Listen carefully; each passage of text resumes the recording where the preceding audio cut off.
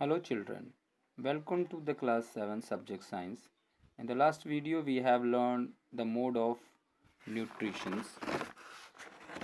Now in this video we are going to learn the process of photosynthesis in brief. Now photosynthesis means prakash संश्लेषण. The green plants prepare their own foods by the process of photosynthesis in the presence of sunlight. हरे पौधे अपना भोजन स्वयं तैयार करते हैं प्रकाश संश्लेषण की क्रिया के अंतर्गत सूर्य किरणों की उपस्थिति में और हवा और पानी के साथ में. The word photosynthesis is made of two words that are photo and synthesis.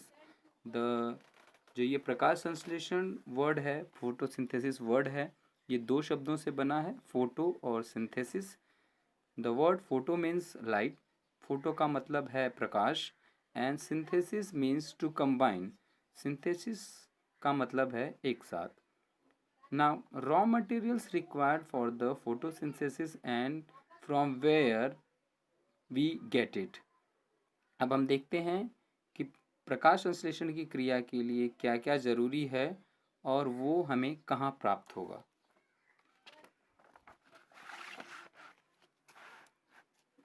Now, green leaves of plants prepare foods.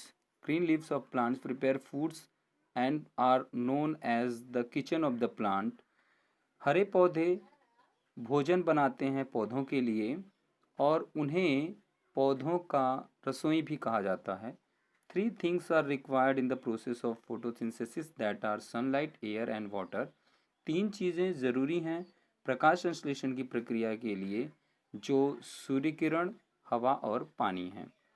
हम एक एक करके देखते हैं. पहले सनलाइट, दैट इज सूर्य किरण.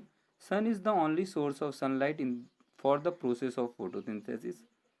सूर्य अकेला सोर्स है सूर्य किरण का प्रकाश संश्लेषण की क्रिया के लिए. The presence of green colour pigment called chlorophyll is responsible for the green color of leaves of a plant.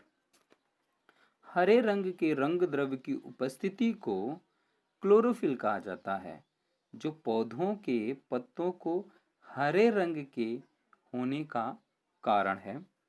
Chlorophyll is present in the leaves in elliptical structure called chloroplast.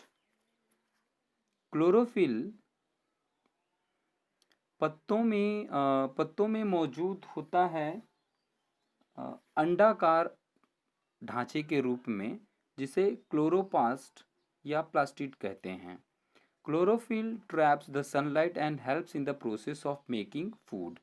Chlorophyll सूर्य किरणों को रोकता है और उससे भोजन बनाने की प्रक्रिया में मदद मिलती है. The rate of photosynthesis is depends upon the sunlight. जो प्रकाश संश्लेषण की क्रिया है वो सूर्य किरणों पर आधारित है, इसीलिए the lower the sunlight the lower rate of photosynthesis. इसलिए सूर्य किरण अगर कम होगी तो प्रकाश संश्लेषण की क्रिया भी कम होगी. नाउ सेकेंड इज एयर, हवा. Carbon dioxide is absorbed and oxygen gas is released during the process of photosynthesis.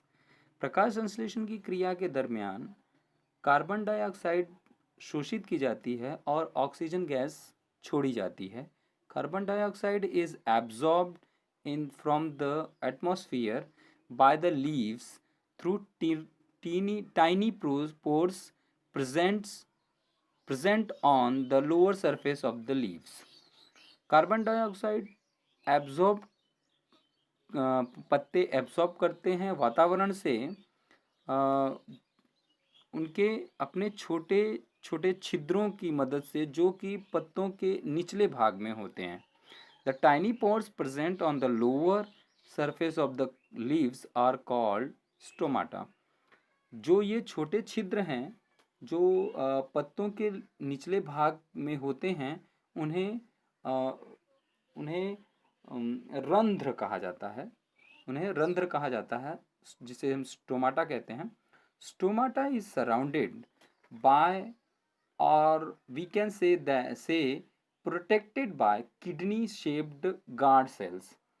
रंध्र चारों ओर से घिरा हुआ है, या हम कह सकते हैं कि गुर्दे की आकार की रक्षक कोशिकाओं द्वारा संरक्षित होता है. Now, third is water and minerals. Water and minerals are absorbed by the roots from the soil and transported to the leaves or other parts of the plant through pipe-like structure called xylem, xylem vessels. It's called xylem vessels.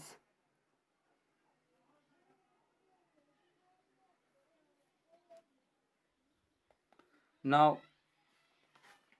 Water and minerals, पानी और खनिज जड़ों के द्वारा जमीन से शोषित किया जाता है and transported to the leaves, और पत्तों तक पहुंचाया जाता है, एंड अदर पार्ट्स, पत्तों और दूसरे भागों तक, पौधों के दूसरे भागों तक पहुंचाया जाता है थ्रू पाइप लाइक स्ट्रक्चर, जो कि एक पाइप की स्ट्रक्चर के आकार का होता है. उसे सेलम वेसल्स कहते हैं, जिसे हम सेलम वेसल्स कहते हैं. Now, after the photosynthesis reactions, the excess water is expelled from the leaves by the process called transpirations. अब फोटोसिंथेसिस की क्रिया के बाद जो पानी बच जाता है वो वाष्पोरोहित होकर वाष्पोत्सर्जन की प्रक्रिया के साथ बाहर छोड़ दिया जाता है. इसे वाष्पोत्सर्जन कहते हैं. Now the food prepared by the plants is in the form of carbohydrates, simple sugar, carbohydrates. पौधों द्वारा तैयार भोजन कार्बोहाइड्रेट के रूप में होता है. The carbohydrates ultimately get converted into starch. Carbohydrate अंततः अनाज के सत्व या माड़ में परिवर्तित हो जाता है. The presence of starch in leaves indicates the occurrence of photosynthesis. अब पत्तियों में जो अनाज सत्व या माड़ की उपस्थिति है उसे वो प्रकाश संश्लेषण की घटना को दर्शाती है. ठीक है, जो अनाज सत्व या माड़ जो पत्तियों में उपलब्ध हैं वो प्रकाश संश्लेषण की घटना को दर्शाते हैं. The carbohydrate produced during the process of photosynthesis are transported to various parts of the plant body through channels called phloem.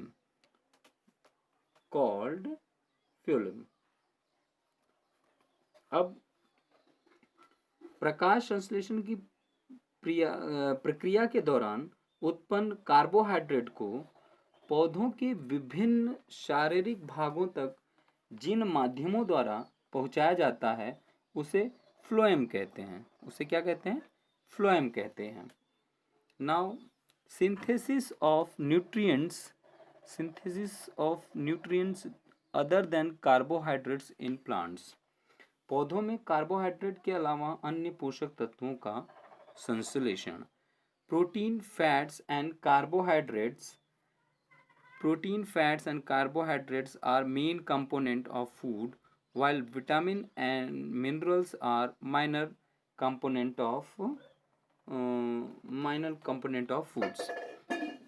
Protein, वसा और कार्बोहाइड्रेट ये भोजन के मुख्य घटक हैं, जबकि विटामिन और खनिज पदार्थ ये मामूली घटक हैं, भोजन के मामूली घटक हैं. प्लांट्स